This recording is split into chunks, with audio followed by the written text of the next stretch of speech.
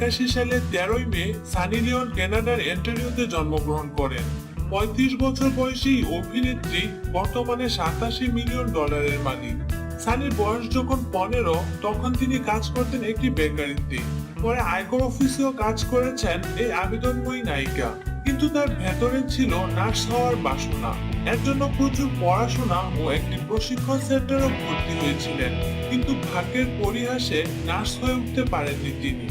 এক বন্ধুর পরামর্শে জড়িয়ে পড়েন পর্ন ব্যবসায়। সানি লিওন পর্ন ইন্ডাস্ট্রিতে তার ক্যারিয়ার শুরু করেন। তার স্বামী ড্যানিয়েলও একজন পর্ন স্টার। তারা 2001 সালে বিয়ে করেন। 2011 সালে বিগ বস শো এর মাধ্যমে সানির বলিউড প্রবেশ।